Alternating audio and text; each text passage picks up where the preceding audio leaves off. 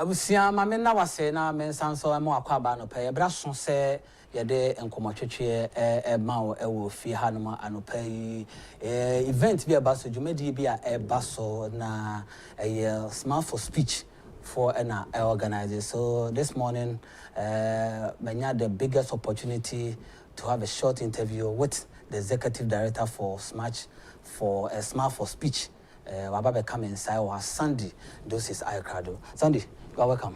Thank you. How are you? I'm doing well. For how long have you been in this country? So we started working in Ghana in 2019. So it's been about 6 years. 29, so 6 years now. Yes. Okay. So in 2019, we mobilized 20 speech and occupational therapists and partnered with local organizations to offer speech, occupational therapy. We have social workers and nurses all here to support the community with building out these services at local programs. So share with me some of the places in this country you've been to.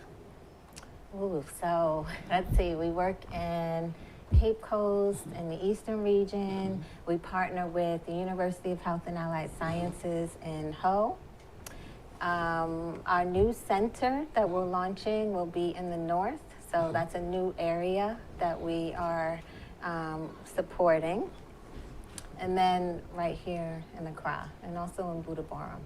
Oh, see. So are you good at speaking our language, local language? Very little. Akwaba. I do know Madasi. Akwaba means? Welcome. Thank you. So let me start with this. What inspired you to start Smart for Speech, and what is your organizational mission? So I've been a speech pathologist for over 25 years and primarily focused in New York City and underserved communities.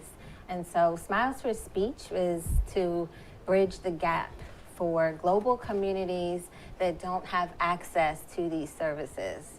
So after really witnessing too, New York City has so many different cultures and countries, and many of those children are not receiving speech therapy around the world. So Smiles for Speech was really to bridge that gap. Okay. Share with us some highlights of your years of experience as a speech language pathologist. Well, the joy that really comes from speech therapy is with the families. So witnessing mothers that are able to have strategies that they can use at home to work with their children is key. So speech therapy is a small part of a child's language development, but we know that families spend the most time with their children. So if they're given tools and strategies that they can use, then they can little by little every day use these strategies and feel empowered to help support their own children.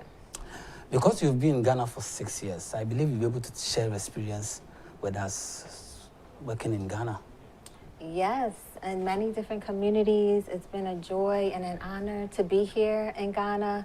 I think, you know, my favorite stories are mothers that feel empowered after they have this information, because when they are given that information, that their child has special needs, that their child is different than their other children, they can often feel helpless.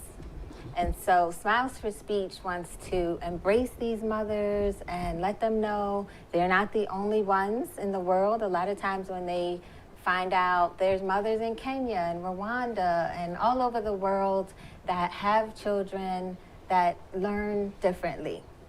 So we want them to feel like they're not the only ones, share the tools with them so they can help advocate as well. If they're in a school that doesn't understand what their child might need, that they can say, these are the things that we can try with my child to help them to feel supported and be successful in school. Okay, so tell us about the upcoming event that your organization is preparing to.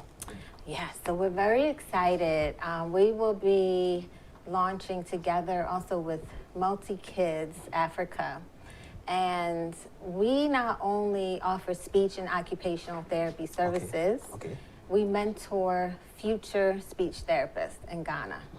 So that's really been near and dear to our heart, to make sure that the students here that are studying speech can have the support of mentors that have lots of experience. So on the 29th, from 8 to 10 at the La Villa Boutique Hotel, we'll be offering 4 different workshops to support the speech students, the newly qualified speech therapists, and any other of our colleagues that want to learn some new innovative information. It's called Innovative Approaches to Caring for Neurodiverse Children.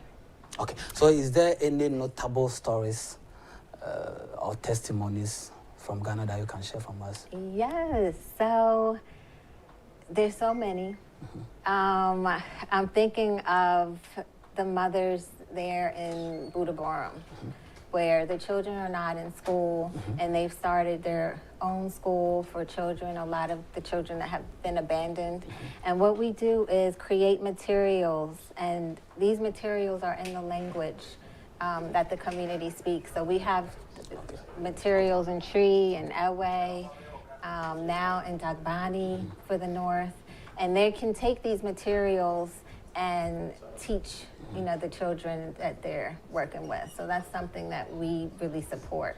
We can give you the strategies, the information, and materials, and watching mothers be able to take this on their own and grow. Okay. So when is your next program taking off, and what should Ghanaians expect from you and your team? We have the program on the 29th, and then we have the 30th, which is the launch of our center in the north. And in that program, we will have trainings and workshops, like I mentioned, speech, occupational therapy, social work. We're giving out toys.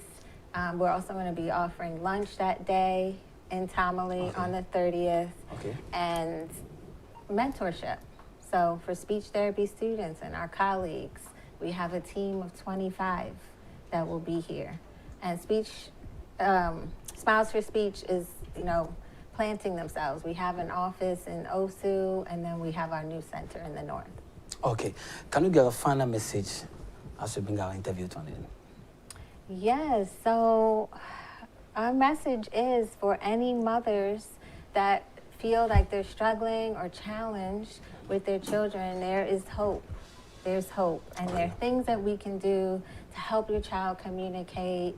Take your time and be patient. And there's hope for children that have special needs to be able to communicate. So even if they aren't today, we don't have to feel like this child will never speak again, but to also embrace all means of communication. So if we have a communication board, sign language, all communication is important. Sandy, I appreciate your time and expertise. Thank you. Akwaba. Letasi. I will see Sandy does now to say, AD and Koma and Pay. When you have a church, media, Basson, Emu, and Yamfu and Nichi, send a 2 TV, yes, your man with the dialogue show. Our man said, then come and move him, say, baby, and be dear. Na the woman Stefa Tabia, as I once wote, let me bois, ma. Omujumedi ne etimi sipi ne enso nya so faso no yetimi aye ne sa pepe Sandy Dorsey na tese anope ye ne edi nkomo no media de sempera meba na fe mene Shadrack na fe chairman odame asinkonya eba isia.